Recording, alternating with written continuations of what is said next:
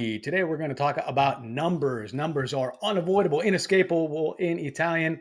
You need to know what time of the day it is, how much prices are, buses and trains, which platform to wait on rather, and of course the schedules of the trains and so on. You'll need them for phone numbers. You'll need them if you're getting a ticket in the post office or at the supermarket at the counter. So you really need to know these numbers, and I think 1 through 10 are absolutely positively indispensable. Whereas if you're going through 11 through 20, yes, you should memorize those too, and then it follows a pattern. So we're going to cover that and how to do that. But I do want to point out something, which is if you look at the orario, look at the schedule at the top, we see they're using the 24-hour clock, which shows you why it's so important to know beyond the numbers 10 or 12. And also, you'll notice there's a point instead of a colon when we're talking about time. And if we go below and look at the prices, we're going to see there's a comma there instead of a point. So I'll show you some more examples about that, but let's get going with the numbers. But first, I'd like to do a brief proverb because we see the numbers in Proverbs as well in Italian.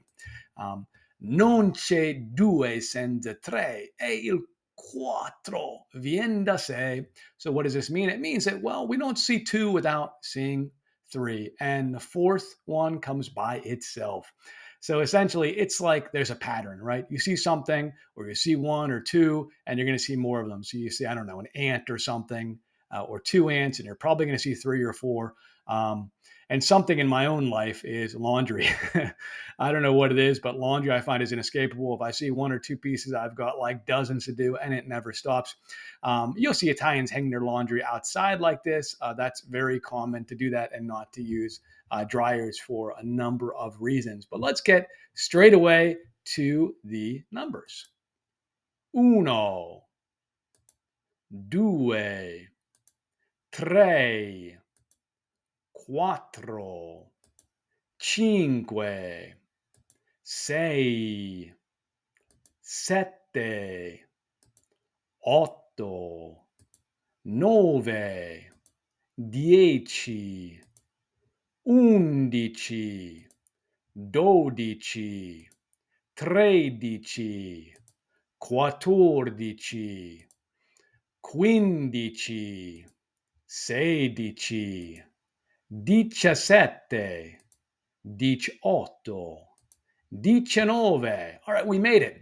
We did 1 through 19. Now let's take a look at counting by tens.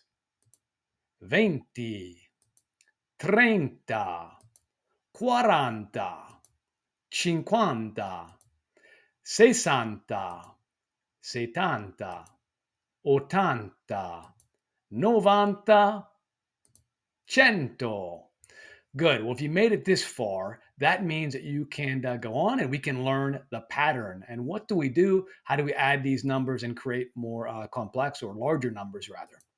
Well, you should memorize 1 through 20, definitely 1 through 10. And then after 20, what do? We just add on 1, 2, 3, 4, 1, 2, 3, 4, etc. to the number.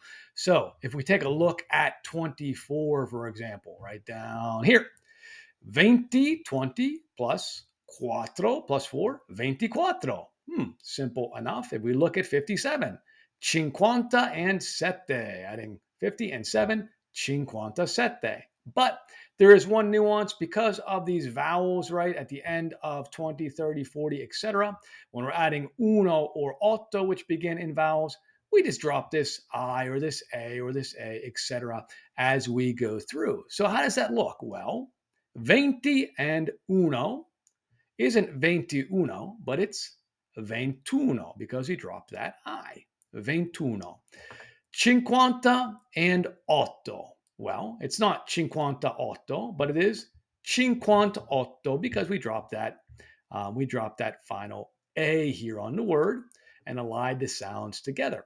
But remember, if we're doing the other numbers, right? So we're just adding a 2 or some other number that's not an uno or an otto, we simply add 72 in this case. 72, 72. So they add right together. A couple of the things you ought to know. Well, to say 1,000, you say mille. You can think of millipede if that helps you out. Million, milione. Pretty simple cognate here. Billion, miliardo. Now, if we're looking at numbers in the thousands, instead of a comma, we use a point in Italian. And then when we get to percentages, instead of a point, we use a comma. So we simply flip those around.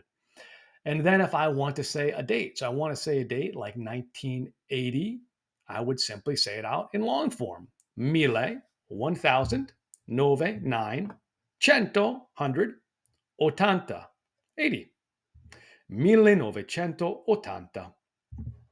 Then we get to 100, cento, and mille. Well, these don't use definite articles, right? So if I want to say just 100, I don't say un cento, I just say cento. If I want to say 1,000, I don't say un mille, I say mille. Okay, so no definite article in front of those. Milla, by the way, is the plural form of mille. So if you want to say more than 1,000, you got to say due milla. Okay, not due mille. So use milla for the plural form, milla. Milione, million, and miliardo, billion. These use the indefinite article un before them. So you say un milione, un miliardo. Whereas with mille, we didn't do that. Okay, that one doesn't have one. And anything else? Well, no. I just want to say grazie mille. Numbers appearing again in idiomatic expressions. Ciao.